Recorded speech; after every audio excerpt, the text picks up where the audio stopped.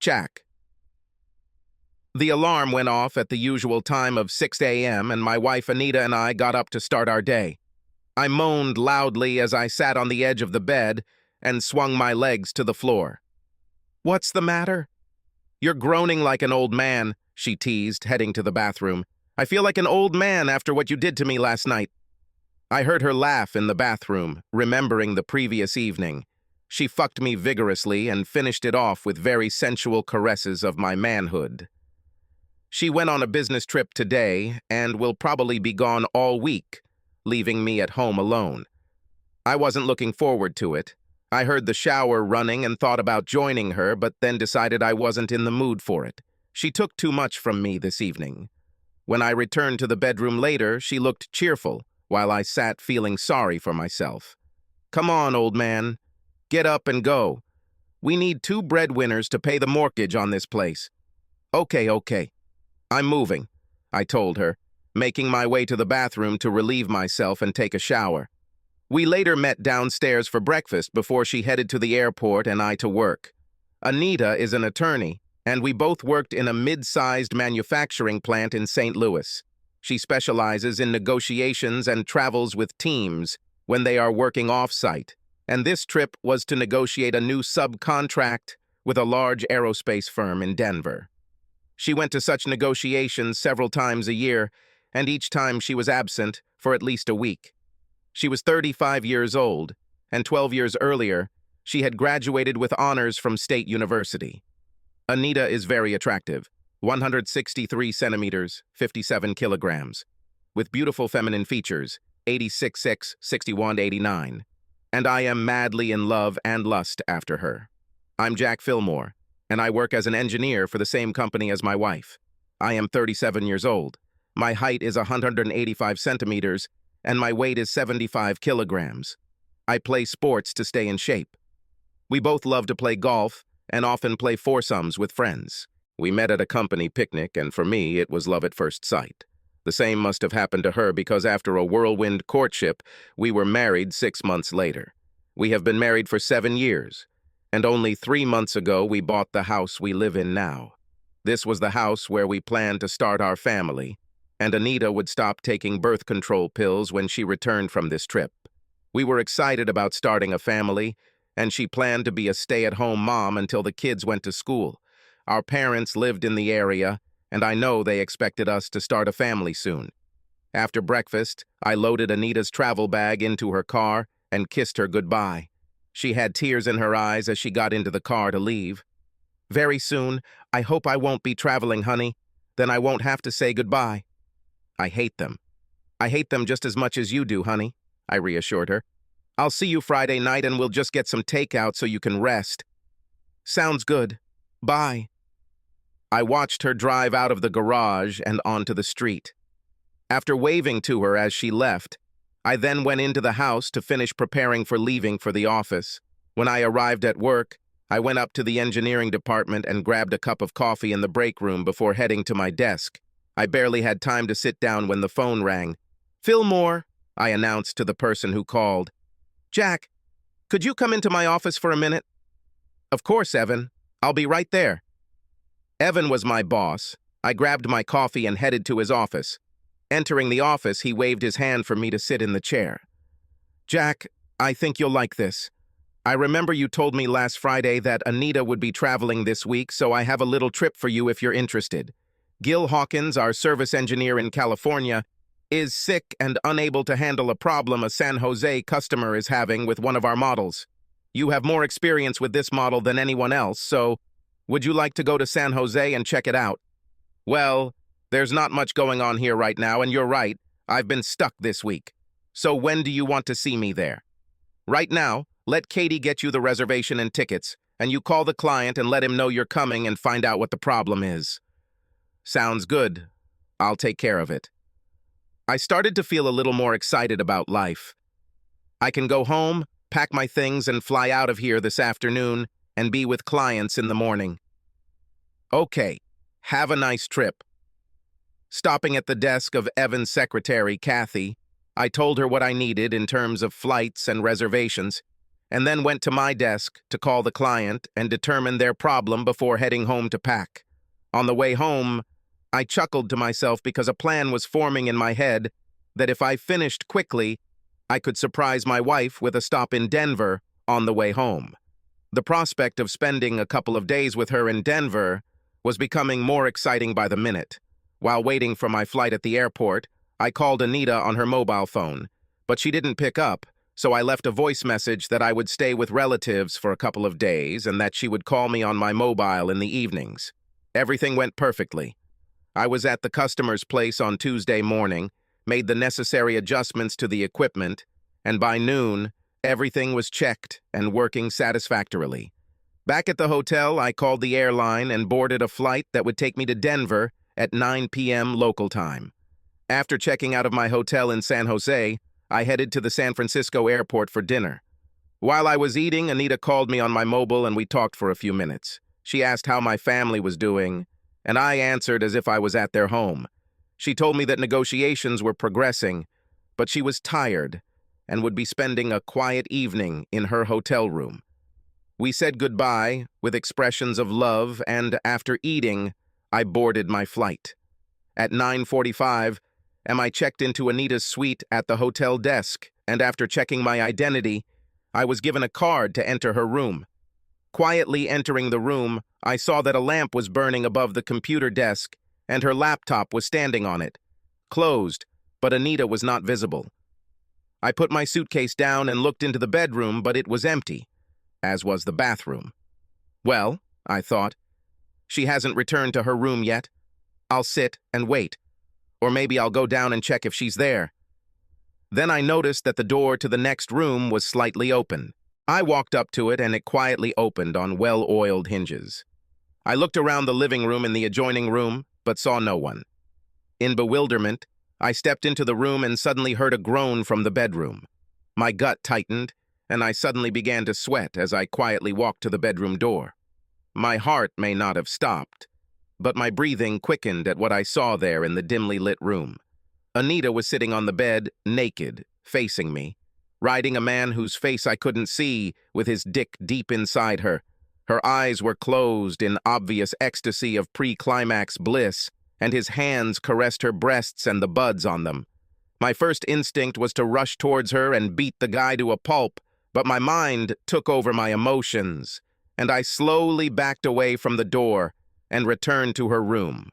Opening my duffel bag, I pulled out the digital camera I'd brought with me to take a few souvenir photos and headed back to the other bedroom door. I turned off the flash and set the camera to low light, then stood quietly and took a few shots of the scene on the bed without attracting any of them's attention. They were so engrossed in what they were doing that they closed their eyes and were completely unaware of their surroundings.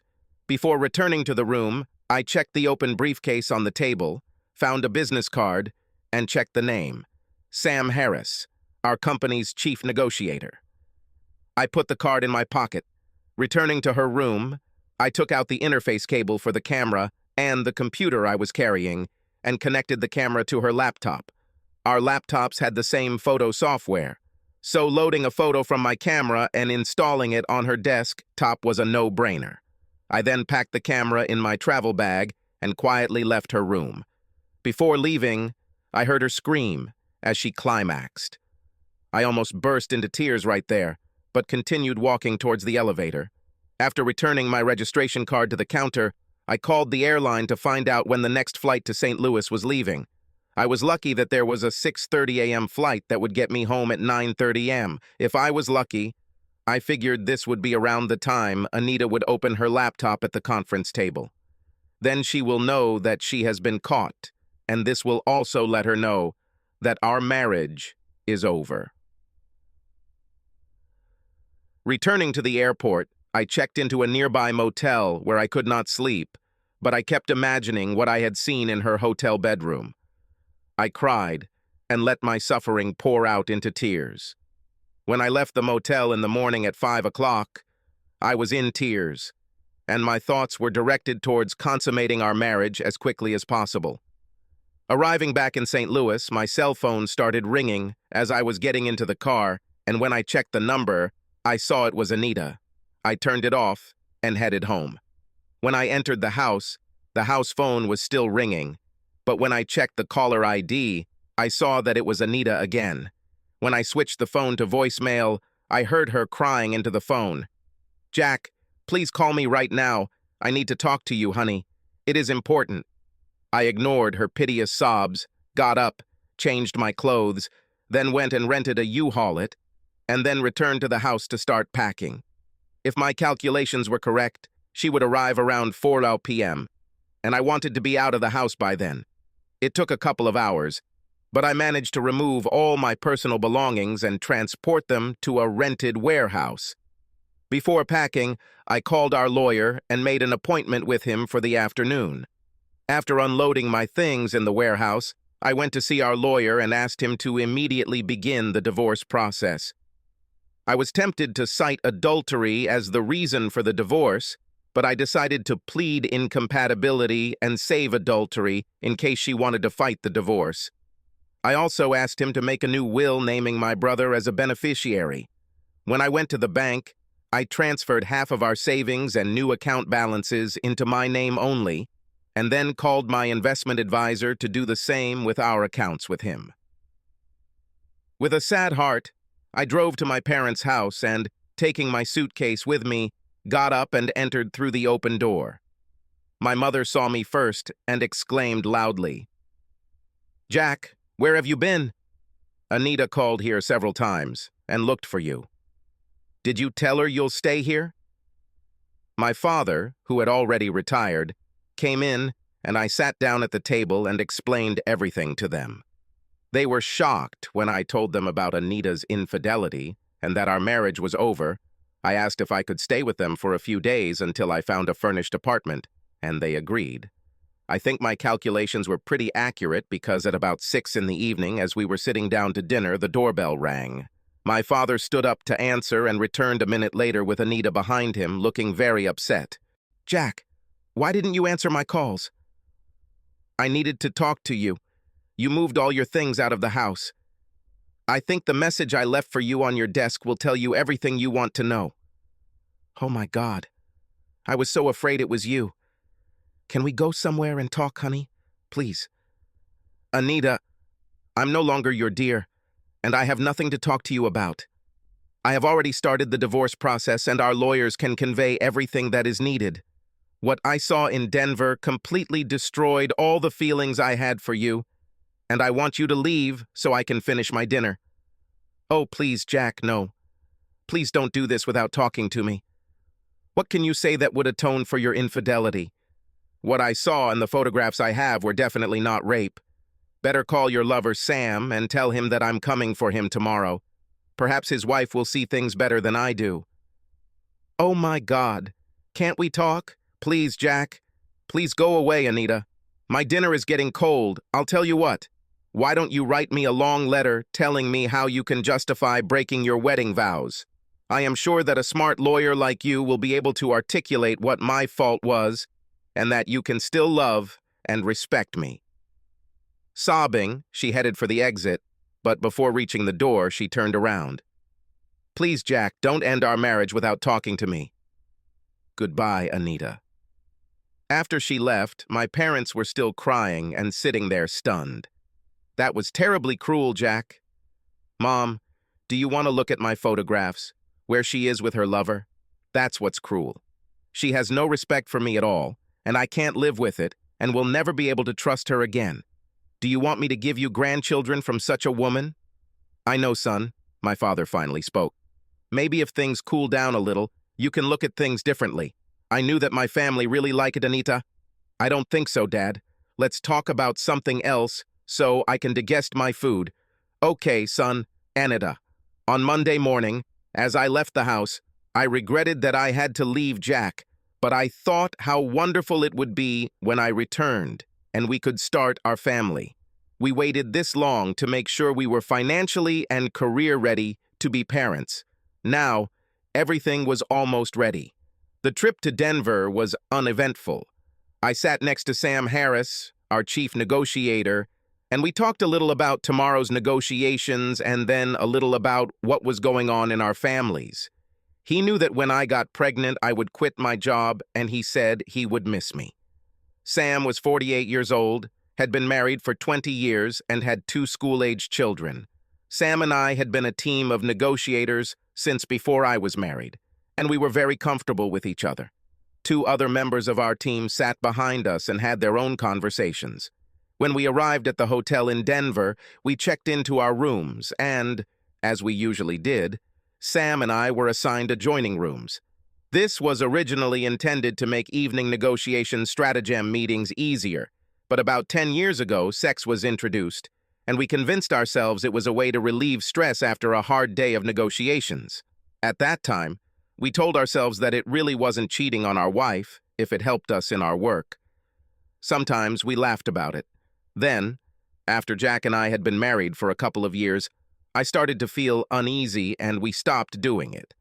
Finally, during a particularly grueling negotiation, Sam asked if we could do it again to relieve the stress and anxiety.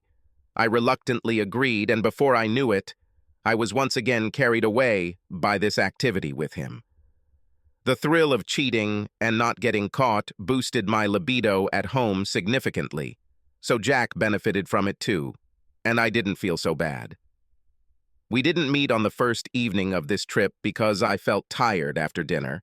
However, after our first day of negotiations, I agreed to go to him the next evening.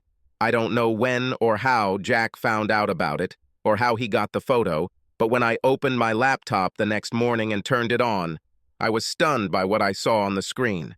Sam was sitting next to me, and when he saw this, he quickly slammed the lid and asked his colleague on the other side of the table to excuse us for a few minutes.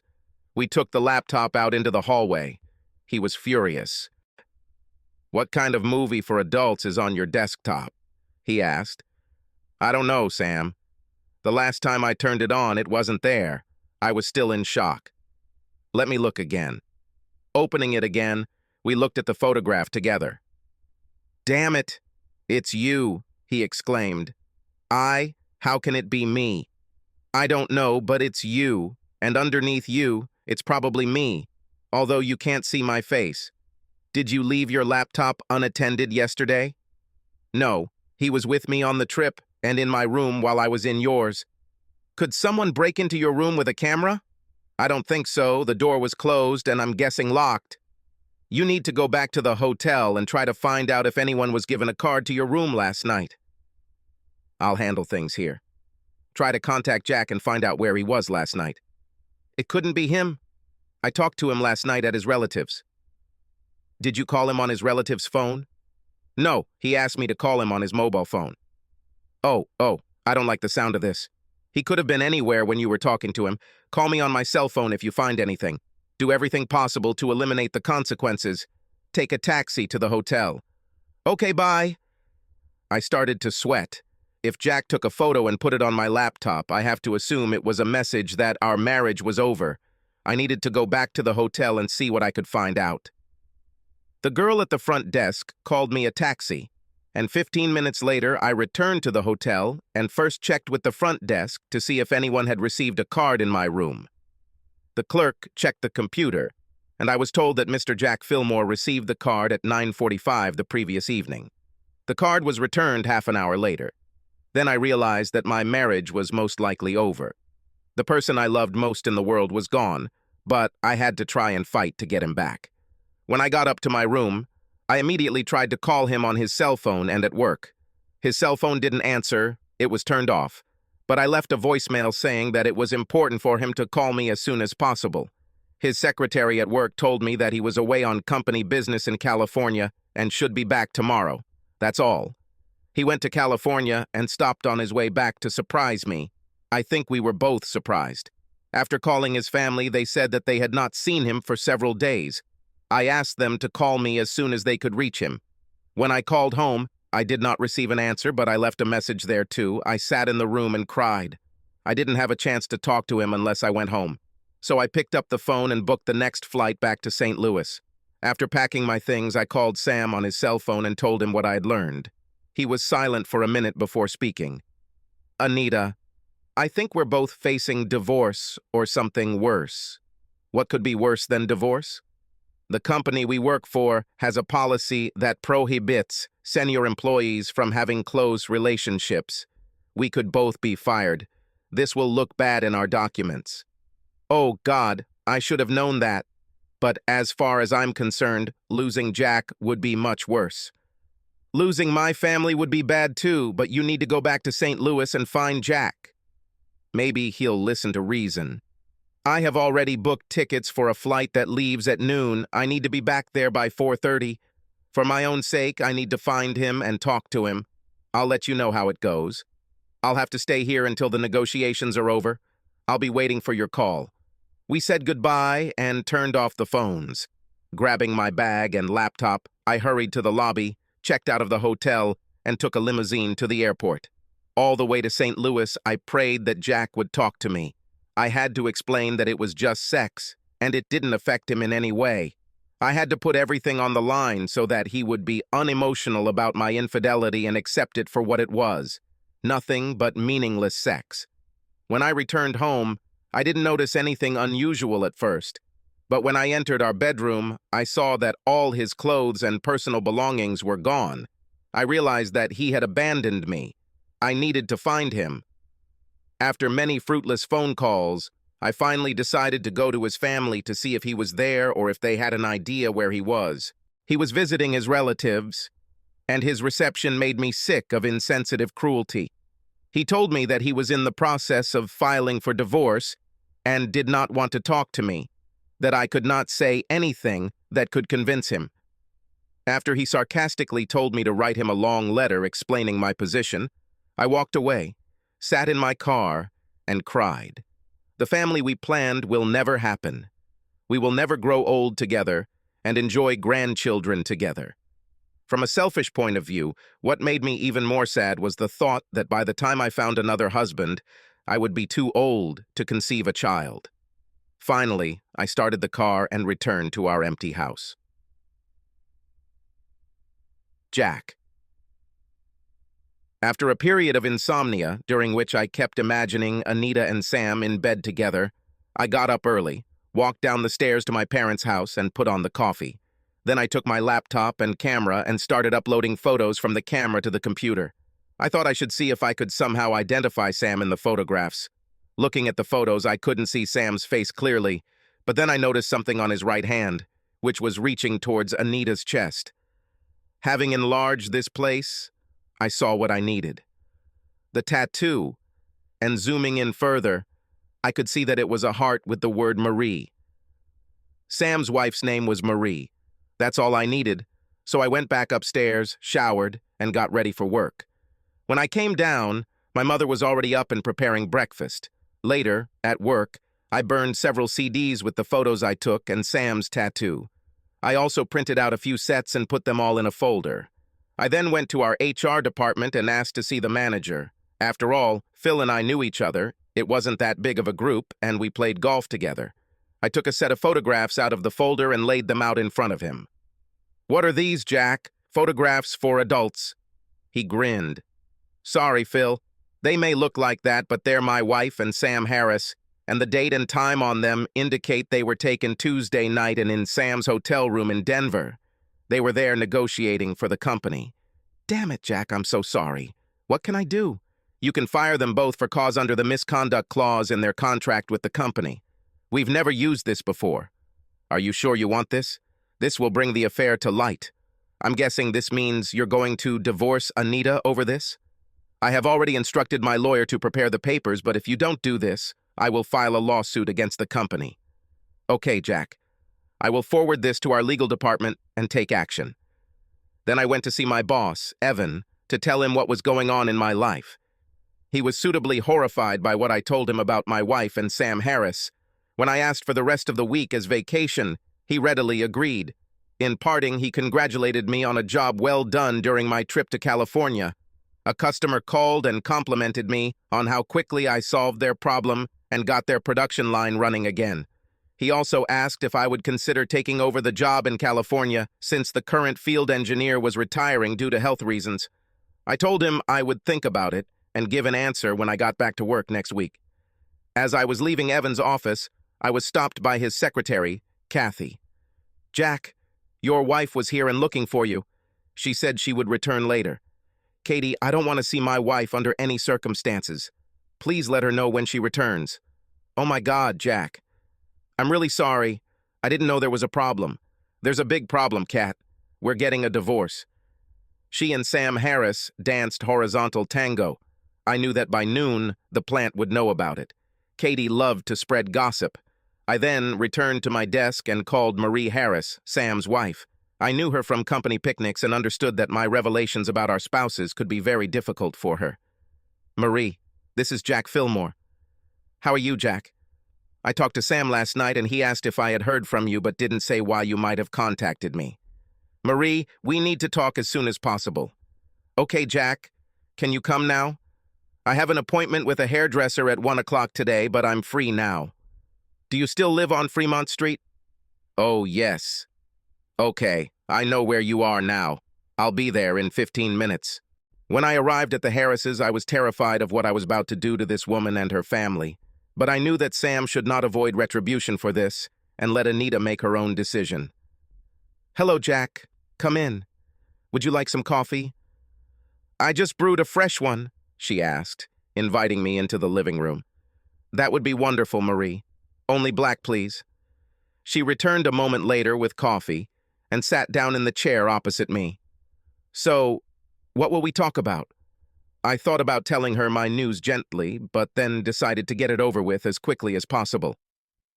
Marie, I found your husband and my wife making love in Denver, and I am seeking a divorce from Anita, and the dismissal of both of them from their jobs.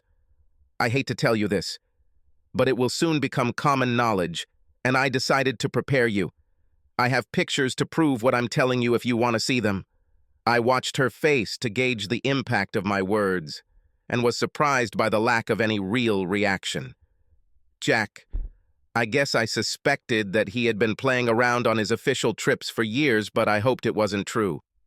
Sam had always been a loving husband and father, and I didn't want to rock the boat, but I knew that someday something would happen and their affair would become public knowledge. I think this is it.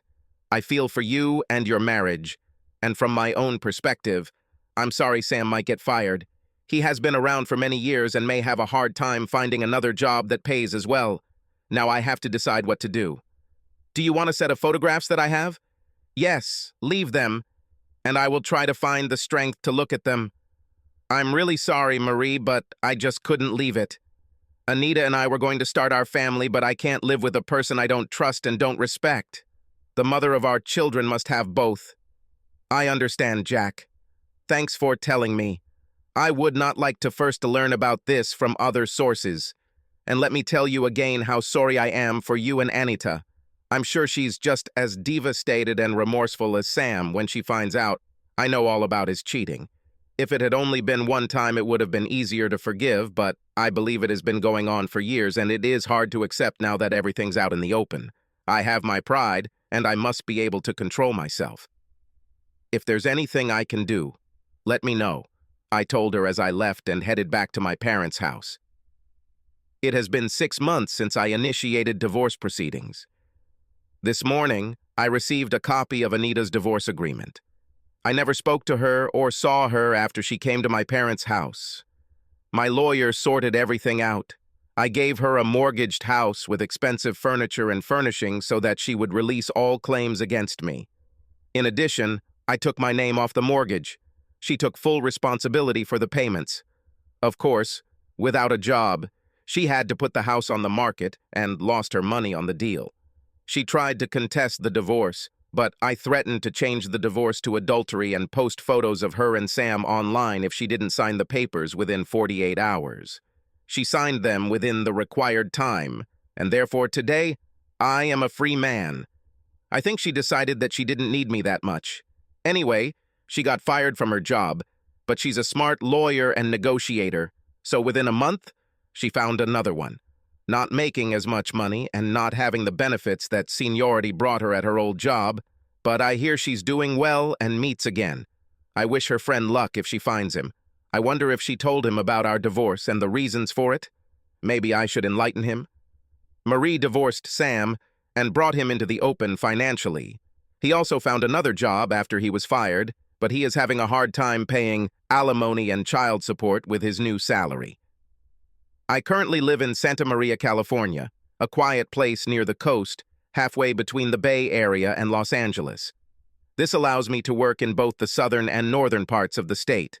I moved here about 4 months ago and rented an apartment in a complex with other singles and young couples, most of whom are trying to save up for a down payment on a house. Housing here is expensive, and to buy it on the market, you need a lot of money. I have a regular friend who lives in the same complex. She's divorced like me, but we're comfortable together and I think we'll see how things work out in the future. Since I travel so much, I really need to trust whoever I marry, but I need to make a move before much time passes if we want to start a family. The biological clock keeps ticking. Subscribe to our channel so that your second chaff doesn't cheat on you, and go ahead and listen to the next story, because this story is nothing compared to the next one. If you're under 18, don't even think about listening to the next one.